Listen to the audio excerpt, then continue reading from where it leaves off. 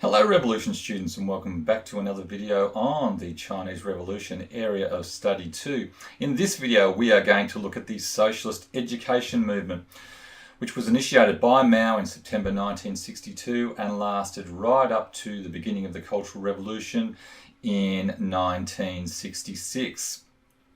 To understand why the Socialist Education Movement was started by Mao Zedong, we need to look back a little bit in what was happening prior to September 1962.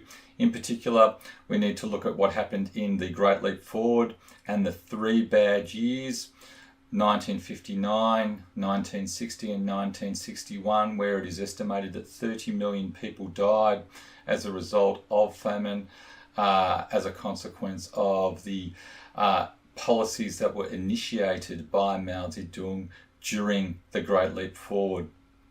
Mao took the blame for this famine and the mass deaths, and as a consequence he was forced to step back from running or leading the country, and control of the government was given over to Liu Shaoqi and Deng Xiaoping, and it's during this brief time when they implemented a number of semi-capitalist policies to revive the economy and to increase agricultural production in order to stop the famine. Some of the policies included, if you remember back, things like allowing peasants to grow food in their own private plots, as well as rolling back some of the communes and also opening up private markets again where the peasants could sell their food for a profit. All of these policies were successful in increasing grain production and stopping the famine. However, Mao Zedong was not happy about them, and this is why he initiated the Socialist Education Movement. He also initiated the Socialist Education Movement because he feared that the party itself, the CCP, was becoming bureaucratic and party cadres, some of them were corrupt, and he wanted to put a stop to that corruption.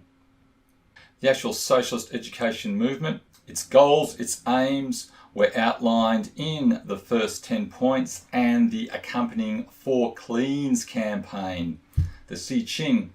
And these goals were, and some of them I've already mentioned, to counter bureaucratization and corruption within the party, to reverse the capitalist socio-economic policies that were instituted during the Great Leap Forward, which I've already mentioned, and which Mao condemned as revisionist, and then finally revitalize a collectivist spirit within the party and in society at large.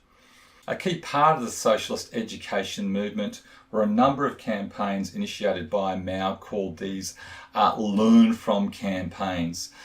And these promoted socialist values through promoting key figures who really embodied the virtues of what he believed it was to be a good communist in China. The most famous being Lei Feng, and you can see on the side there we have a famous artwork about Lei Feng, Learn From Comrade Lei Feng. And another group who was a focus of these Learn From campaigns was the Dazhai village, and on the next slide I've got a poster about them. But these campaigns urged people to mimic Lei Feng and the Dazhai villagers in their own work and lives in order to be good communists and in order to make the revolution in China successful.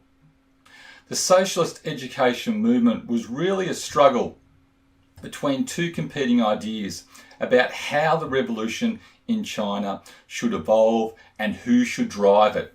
It was a struggle between Mao's populist belief in the role of the masses, particularly through peasant associations, versus Liu Shaoqi's Leninist view of the party and his belief that the party should be driving the revolution and leading the revolution in China.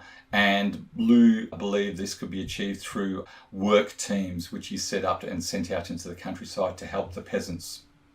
The Socialist Education Movement was Mao's last attempt to try to implement his ideas about radical social transformation through existing party and state institutions.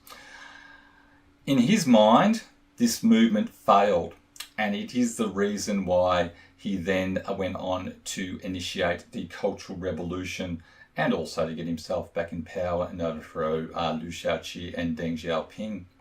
But that is for another video, but let us keep going.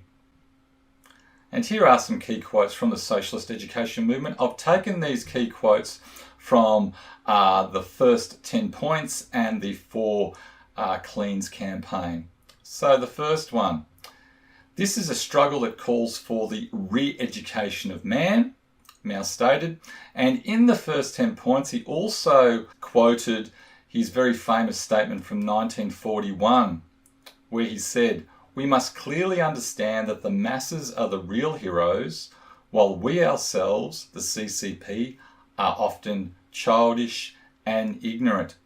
So it's reviving this constant theme in Mao's theory of revolution in China, Maoism, that the party itself is not the preeminent group that is going to run, that is going to drive the revolution in China.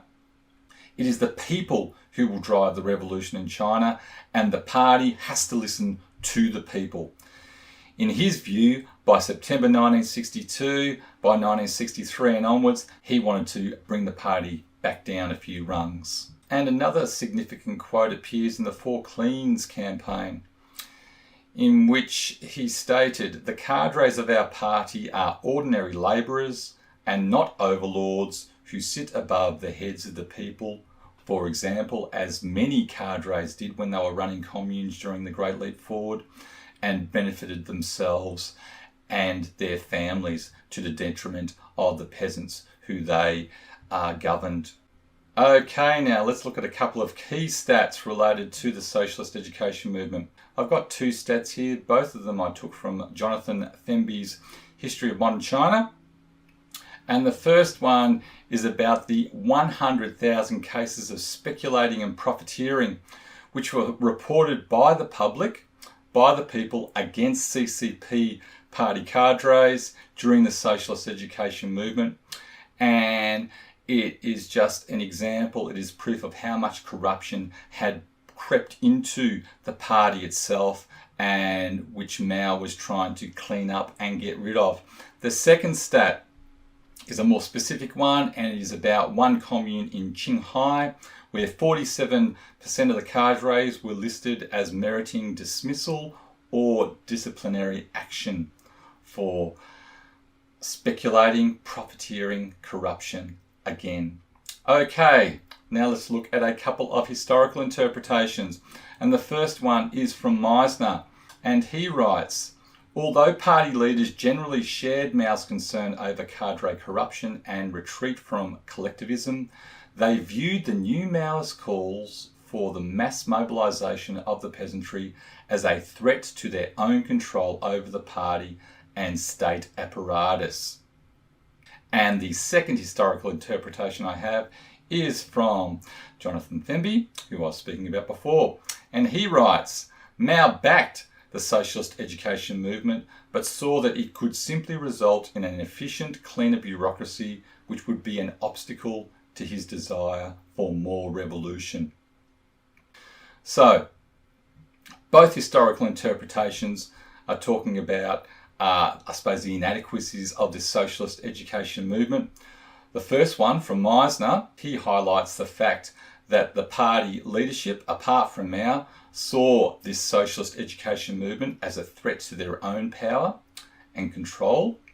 And the second one, from Themby, states that even though Mao backed the Socialist Education Movement, his issue with it was that it was just going to make the bureaucracy cleaner and more efficient, but the bureaucracy would still be there and it would still be an obstacle for his desire to create a better revolution in China itself.